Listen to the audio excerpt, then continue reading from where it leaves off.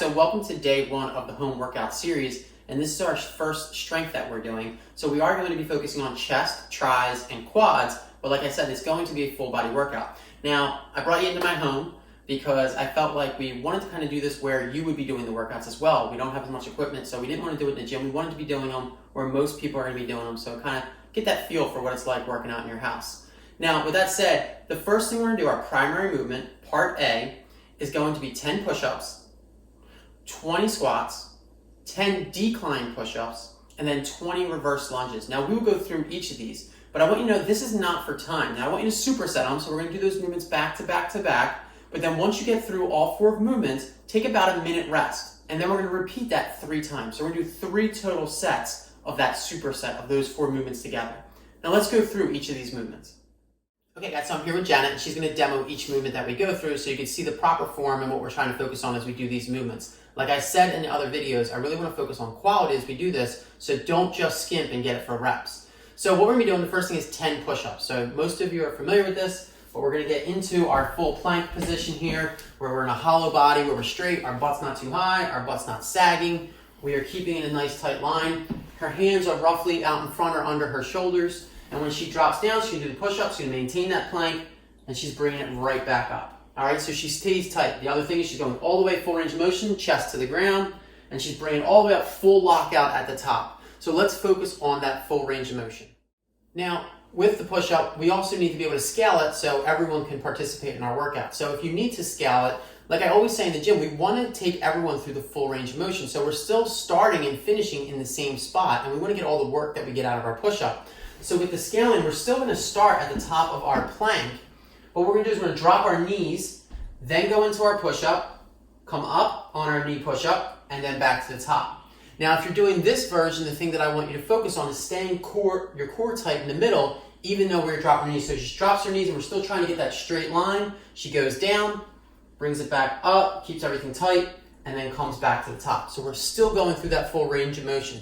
Just be careful that when you drop down, we don't have our butt too high, and we don't start to pike or bend too much in the middle. We still want to keep that straight line from the knee to the shoulder. This is pretty basic. Most of us should be familiar with this, but just to review it, Janet is going to drop down to the bottom of her squat, her knees staying tracing over her toes. She's driving those knees out. She's keeping her weight balanced in her heel, and she's bringing it back up. So Janet's going to demonstrate what a few reps would look like, and we're going to do 20 of these as we do this workout.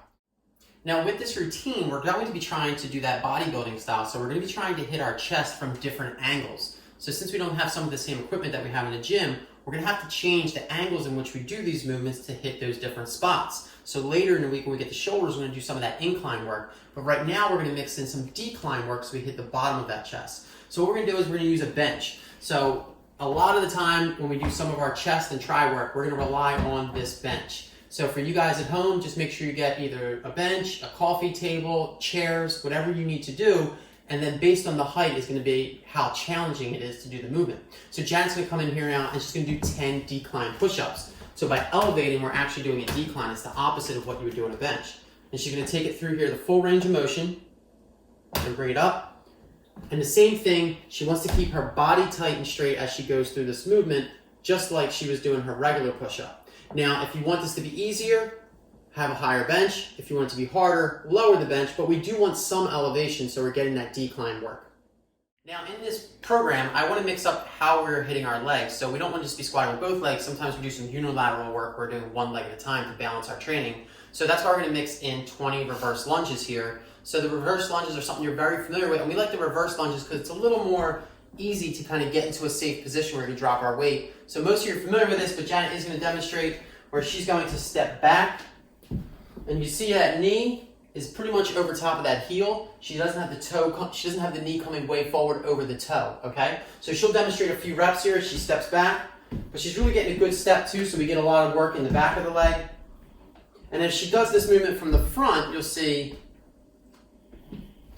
if she does this movement from the front, you'll see that she's actually making sure that her knees are following her toes, some of the same principles that we talk about when we do our squat. So she's not turning her knee way in when she steps back, and she's not caving in over the foot. We're staying over top, still dropping our weight through our heel.